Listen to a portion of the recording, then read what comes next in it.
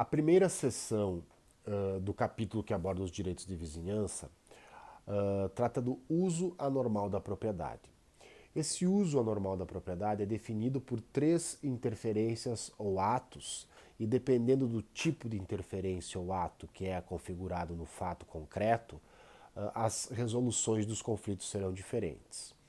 Os atos ilegais, apesar de não ter respaldo específico no artigo 1227 do Código Civil, artigo esse que trata especificamente do direito de vizinhança, eles têm resguardo jurídico na responsabilidade civil, ou seja, nos artigos 186 e 927 do Código Civil, que abordam a responsabilidade civil. Entra naquela regra geral de que atos ilícitos que causam dano a outrem devem ser reparados. Por exemplo, o vizinho que ateia fogo no seu próprio terreno e esse fogo acaba se alastrando ao terreno vizinho, causando um dano, por exemplo, como queimou a plantação ou alguma benfeitoria, ou o próprio prédio vizinho foi deteriorado por conta dessa queimada. Tudo isso, todas essas lesões de direito, elas são reparáveis através das regras de responsabilidade civil, através de uma ação de reparação de danos materiais. Os atos abusivos, eles partem de uma regra inicial de que são legítimos. Legítimos no seguinte sentido: eu tenho esse direito de praticar esse fato, porém eu não posso extrapolar do direito de prática desse fato. Eu posso seguramente, por exemplo, ouvir música no meu apartamento, ouvir música na minha residência. Porém, se eu ouvir música às 3 da manhã, às 4 da manhã, em um volume incompatível com o sossego, eu estou extrapolando no meu direito. É um abuso de direito dentro da própria teoria do abuso de direito, que também pode derivar lá da responsabilidade civil. Bom, esse abuso de direito, ele vai ferir as regras, né, de restrição, as regras de sossego, saúde e segurança, e poderão ser reprimidas pelo Poder Judiciário. As outras interferências ou atos no uso normal da propriedade são consideradas como lesivas. As lesivas não são necessariamente ilegais ou abusivas. Elas, inclusive, podem ser autorizadas pelo poder público. Por exemplo, uma indústria que faz barulho ou que causa poluição ambiental, certamente vai ter o alvará e vai ter toda a regularidade de funcionamento a seu favor. Ela acaba causando uma lesão, sim, aos vizinhos. Mas como é que a gente vai cercear essa atividade se ela tem legalidade, se ela tem legitimidade? É por isso que se criam critérios, primeiro, para analisar a extensão do dano, segundo, para mitigar o dano e para resolver os problemas de vizinhança. Os critérios são definidos da seguinte forma: verificar a extensão do dano ou do incômodo. A extensão do dano ou incômodo, ela é pautada naquela questão do homem médio, que também deriva lá do próprio direito administrativo ou das questões de vícios no negócio jurídico, né? O próprio Eli Lopes Meirelles, autor de direito administrativo, que trata desse assunto, quando ele trata do assunto de direito de vizinhança, ele afirma que não é possível que, em nome do silêncio, do sossego, tudo se silencie à sua volta. Existe um ponto de ruptura, um termo mínimo e um termo máximo. Existe uma medianidade para se definir isso, né? Seria dentro daquela questão do homem médio, que é sempre utilizado dentro do direito. Existem pessoas que são mais sensíveis, existem pessoas que são mais tolerantes, mas as mais sensíveis irão sofrer com isso e não poderão exigir legalmente mais silêncio do que o normal, e as mais tolerantes, né, vão ter tranquilidade e não poderão também extrapolar o seu próprio barulho. Né? Falando só de barulho, mas em todas as outras questões de saúde, sossego e segurança. Né? É importante examinar também o zoneamento urbano onde as atividades estão sendo praticadas.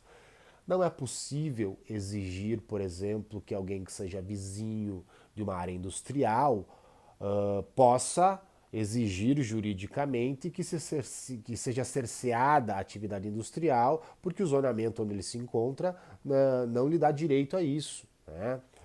Também não pode se esperar, por exemplo, que alguém que viva em uma rua que tem costume de ser boêmia, por exemplo, vamos citar um exemplo lá, a Rua Augusta em São Paulo. A Rua Augusta é tradicionalmente uma rua de boemia, né? Historicamente conhecida como uma rua de boemia. Bares, teatros, enfim, muitas coisas que funcionam noturnamente e, consequentemente, existe barulho na rua.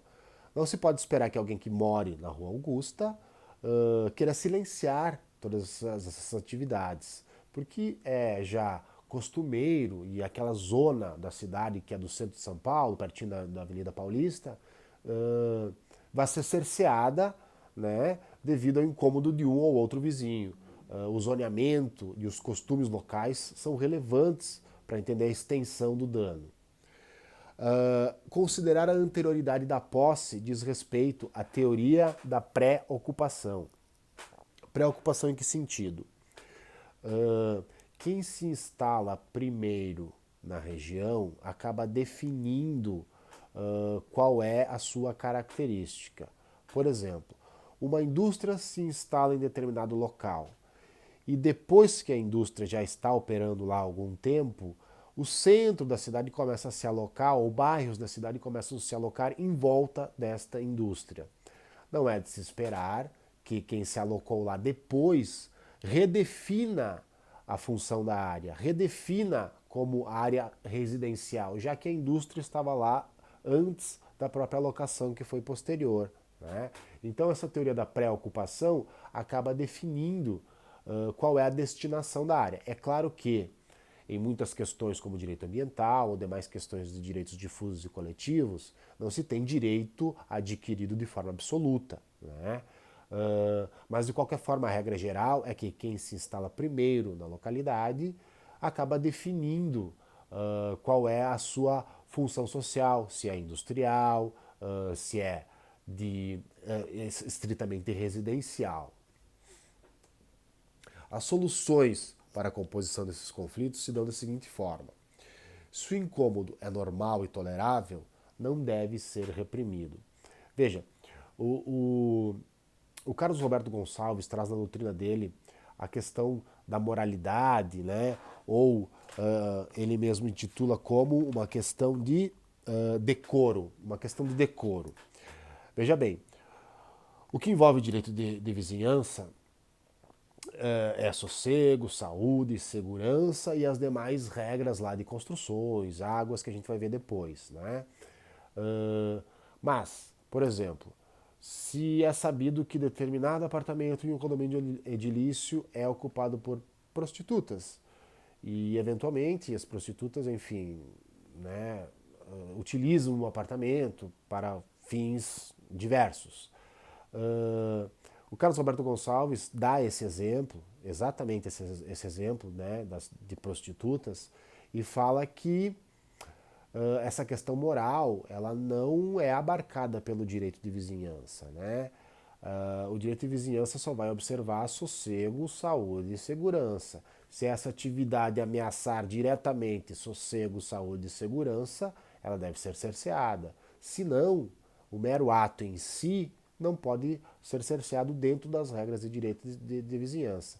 A moralidade aqui, por mais que seja importante e relevante, ela fica fora das regras de direito de vizinhança. Se o dano for intolerável, antes de cercear o dano, o juiz vai observar se há possibilidade de mitigá-lo. Por exemplo, uma casa noturna que faz muito barulho, né? Pode haver um paliativo, pode haver isolação acústica, por exemplo, que evite esse barulho. Antes de cercear a atividade, o juiz vai exigir a isolação acústica. Ou no caso de uma indústria que polui ou faz muito barulho, da mesma forma, paliativos para diminuir a poluição. Caso isso seja possível, o juiz não vai cercear a atividade e esses paliativos, né, vão servir para diminuir as lesões à vizinhança. Se não for possível reduzir o incômodo por total, bom, aí sim a cessação da atividade pode ser uma medida a ser tomada. Porém, existe aquele peso que o público sempre vai ser mais relevante que o privado. Tanto o privado como o público merecem proteção jurídica. Mas quando, por exemplo, uma atividade industrial que tem mais cunho social mais relevante, né, estiver na balança junto com o mero sossego, saúde e segurança individual, privado, vai pesar mais a atividade industrial. A atividade industrial não será cerceada, né? O vizinho do aeroporto não pode exigir que o aeroporto seja fechado em nome da sua segurança e sossego, por mais que o aeroporto seja de risco para os seus vizinhos, tanto no questão de acidentes, bem como, sem dúvida nenhuma, a questão do sossego, por causa do barulho das aeronaves, a atividade é muito relevante socialmente. Então isso acaba se resolvendo através de indenizações. Né? As atividades que não podem ser cerceadas e que são relevantes socialmente acabam dando direito a indenizações aos seus vizinhos.